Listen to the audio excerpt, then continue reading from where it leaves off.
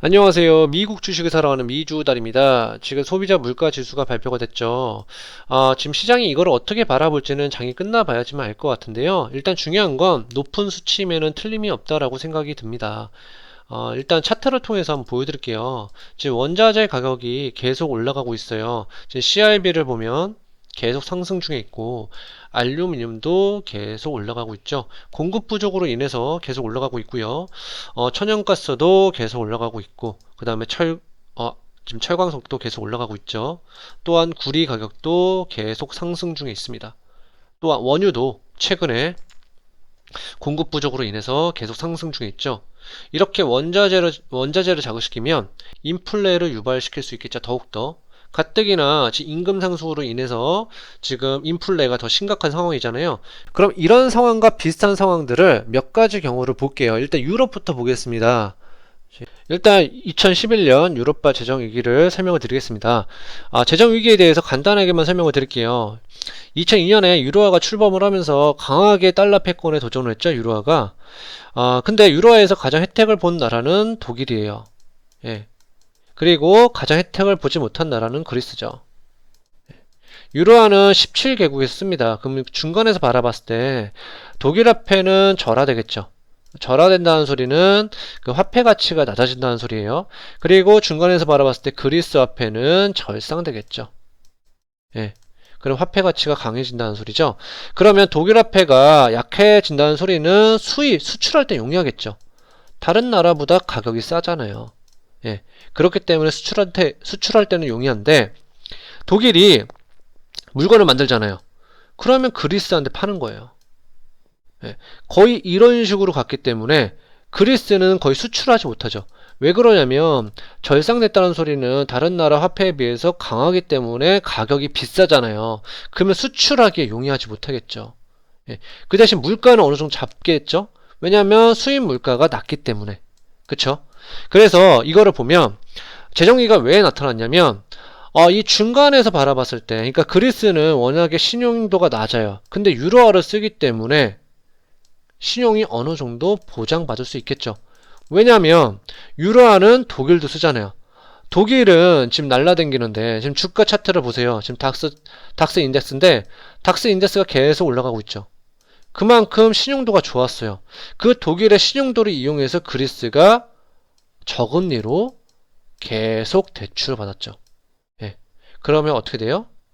부채가 말도 못하게 늘어나고 그게 빵하고 터지겠죠. 그래서 결국에 그리스 때문에 나타난 재정위기였는데요. 그래서 닥스차트를 보면 이때 이만큼 내려갔습니다. 근데 이 원유를 보시면 이건 원유예요. 원유가 계속 올라가고 있었죠. 예. 지금 원유가 계속 올라간다는 소리는 인플레를 자극시켰어요. 인플레를 자극시켰고 결국에 ECB는 어떻게 했냐면 유럽 중앙은행은 어떻게 했냐면 금리 차트를 보여드릴게요. 보면 이때 두 번 금리를 인상했습니다. 예, 두 번 금리 인상했죠. 두 번 금리 인상하는 바람에 어떤 거를 초래했냐면 차트로 돌아갈게요. 당연히 주가 차트는 무너졌죠. 예, 자산시장이 무너졌습니다. 이렇게 거의 한 30%가 지수가 30%가 떨어졌다는 소리는 그만큼 대폭락이었죠. 예. 그렇기 때문에 지금 유럽바를 보면 기사 내용을 보여드릴게요. 지금 ECB 총재는 지금 물가가 뛰고 있음에도 불구하고 채권 매입에 대해서 통화적인 정책을 완화적으로 하고 있죠. 이게 왜 그러냐면 과거에 한번 자산시장이 무너지는 것을 경험했기 때문에 지금 ECB는 유럽 중앙은행 총재는 어느 정도 테이퍼링도 완화적으로 생각을 하고 있습니다. 예, 다시 차트로 돌아갈게요. 다시 설명을 드리자면 간단하게만 설명드릴게요. 지금 이렇게 원유가 올라감으로써 어쨌든 인플레를 건드리잖아요. 그래서 ECB는 금리 인상을 두 번을 했고 그러는 바람에 침체가 왔죠. 예. 침체가 왔고 자산시장은 무너졌고 그러면 당연히 실물 경제도 무너질 수밖에 없겠죠.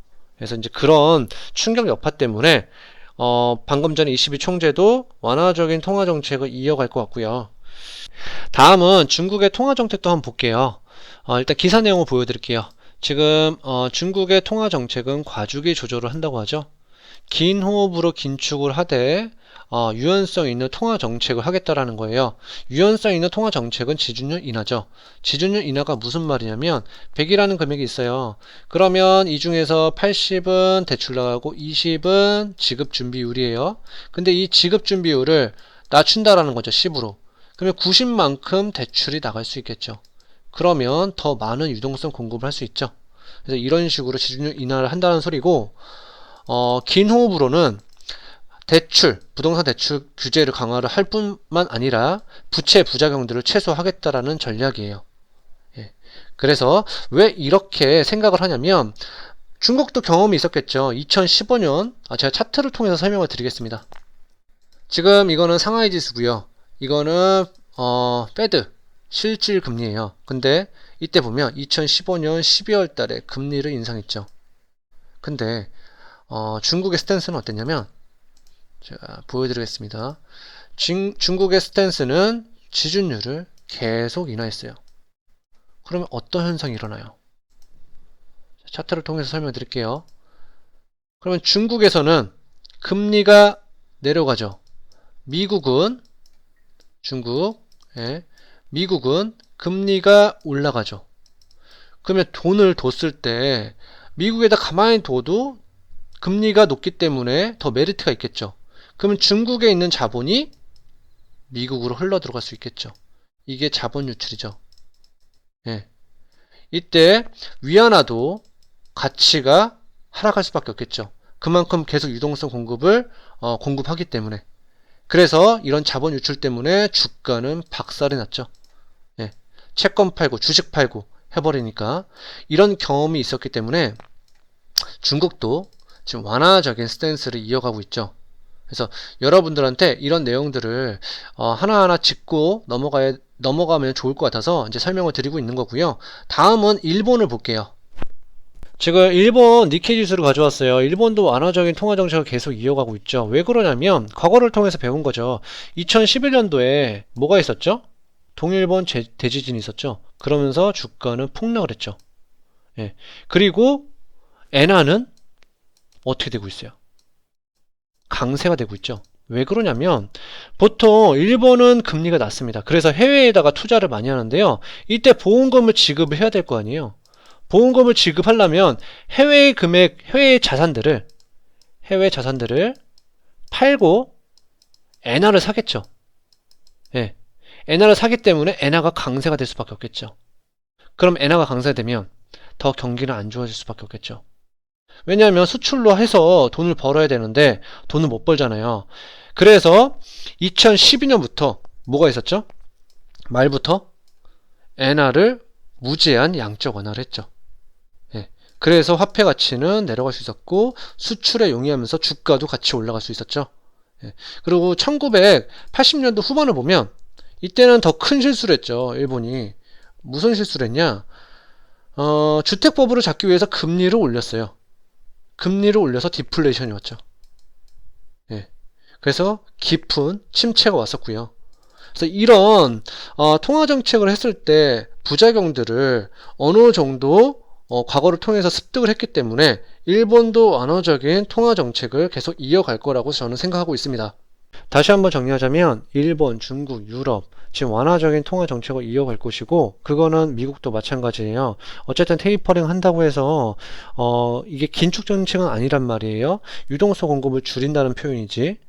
그러면 막상 테이퍼링 한다고 해서 주가가 안 출렁일 수도 있어요. 그렇지만 지금 올라갈 소재보다 내려갈 소재가 더 많죠. 일단 기사 내용을 보여드릴게요.